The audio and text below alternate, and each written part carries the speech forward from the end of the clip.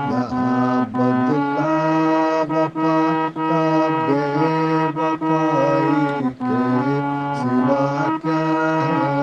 मोहब्बत करके भी देखा, मोहब्बत में भी धोखा है। तो इस तरीके से चला करती है दोस्तों आवाजें। लेकिन नौशाद जी ने जब उनको परखा, अपनी कसौटी पर जब परखा नौशाद जी ने रफ़ी साहब को, और उनसे कहा कि ये आप जो ये रूल जो चल रहा है ये गीतों का, उससे हटिए आप और अपनी मर्जी से गाइए, जो आपको अच्छा लगता है आप वैसे गाइए। हेलो दोस्तों, इंडियन सोशल मीडिया में आप सभी का स्वागत है। रफ़ी साहब की और लता जी की जब थोड़ी अनबन हुई थी 60 के दशक में, तो उसके बाद तकरीबन 3 साल उनकी बात बंद थी और कोई फिल्मों में वो गीत नहीं गाया करते थे एक साथ। लेकिन इसमें बहुत बड़ी भूमिका निभाई थी लता जी और रफ़ी साहब को मिलाने में ओपी नैयर साहब की बहुत बड़ी भूमिका थी। और कमाल की बात है दोस्तों, उस ज़माने में जब इनका मिलाप हुआ, जब दोनों मिले, तो कहना चाहिए जो संगीतकार और गीतकार हैं उनकी भी ऐसी एक साठ गांठ थी कि उनको ऐसे गाने दिए जाए कि सुनने वालों को भी बहुत अजीब लगता था कि ये गाने वाकई में सही फिट बैठते। जैसे उन दिनों एक गाना बहुत फेमस हुआ था, तुम्हारी नज़र क्यों खफा हो गई। तो मैं वो गाना तो नहीं बता सकता कॉपीराइट के नियमों के वजह से, लेकिन मैं उसका थोड़ा सा टून आपको मैं सुना रहा हूँ, सुनिए दोस्तों।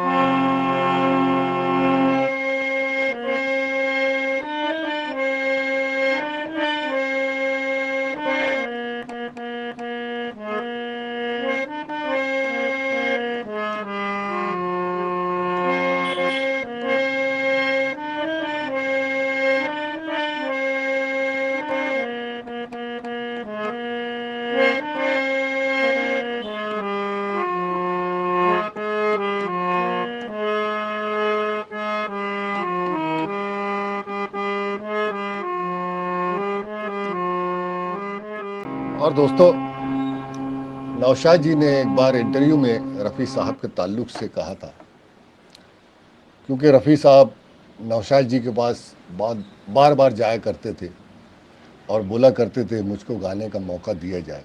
नौशाद साहब भी परख नहीं पाए थे रफ़ी साहब को, उनको भी थोड़ी देर हुई परखने में। कभी तो कोरस में उनको गाना दिया कि 10 रुपये लो और जाओ घर पे, और तुमने आवाज़ दे दी ना, अब जाओ।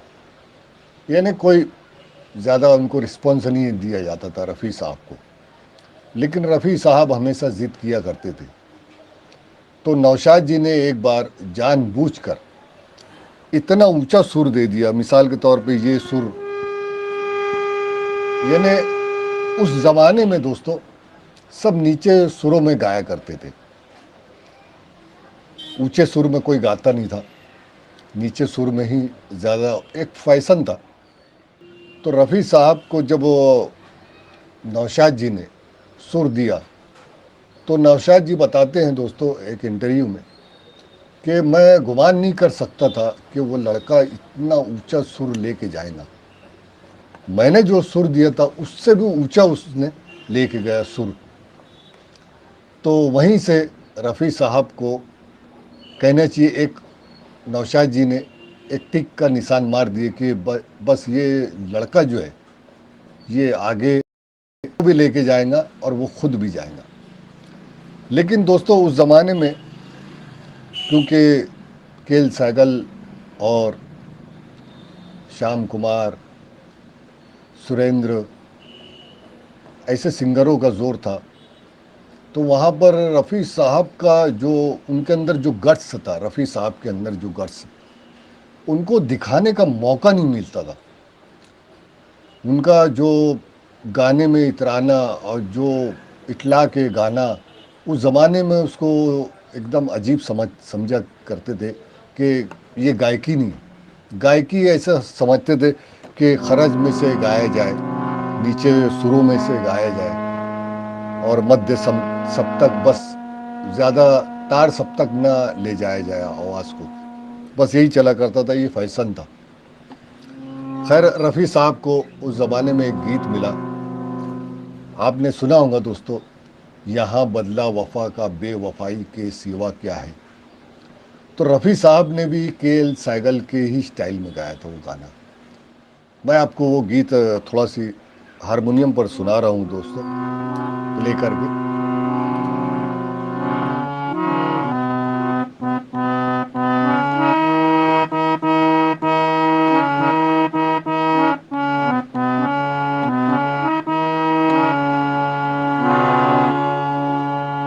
कुछ इस तरीके से गाते थे उस जमाने में। यहाँ बदला वफा का बेवफाई के सिवा क्या है, यहाँ बदला वफा का बेवफाई के सिवा क्या है, मोहब्बत करके भी देखा, मोहब्बत में भी धोखा है। तो इस तरीके से चला करती है दोस्तों आवाजें। लेकिन नौशाद जी ने जब उनको परखा, इन्हें अपनी कसौटी पर जब परखा नौशाद जी ने रफ़ी साहब को, और उनसे कहा कि ये आप जो ये रूल जो चल रहा है ये गीतों का, उससे हटिए आप और अपनी मर्जी से गाइए, जो आपको अच्छा लगता है आप वैसे गाइए। और जब उनको एक आज़ादी मिली गाने की कि आप गा सकते हैं अपनी मर्जी से, जो सुर दिया जाएगा, तो रफ़ी साहब तो एडवांस थे, जो सुर दिया जाता था एक्स्ट्रा, उनके पास ऑर्डिनरी थी, एक्स्ट्रा सुर निकाल दिया करते थे। और जो संगीतकार के उसमें वो चीज़ नहीं डाला होता था, लेकिन रफ़ी साहब ने अपनी अदाओं से वो संगीतकार की संगीत में चार चांद लगा दिए। बस यही था दोस्तों रफ़ी साहब के ताल्लुक़ से कुछ बातें करना, रफ़ी साहब की कुछ तारीफ़ें करना। अब इंतज़ार करते हैं दोस्तों 24 दिसंबर 2024 का, जब रफ़ी साहब अगर ज़िंदा होते तो 100 साल के हो चुके होते। उनकी बरसी पर क्या हमारी भारत की सरकार रफ़ी साहब को भारत रत्न अवार्ड से नवाजती है या नहीं नवाजती है। हमें उम्मीद है दोस्तों कि रफ़ी साहब को भारत रत्न अवार्ड मिलना चाहिए और मिलकर रहेगा। मैंने डिस्क्रिप्शन में एक लिंक डाली है दोस्तों, पिछले दिनों से मैं वो लिंक को आपके सामने शेयर कर रहा हूँ, वहाँ जाइए, वहाँ रफ़ी साहब को वोट दीजिए।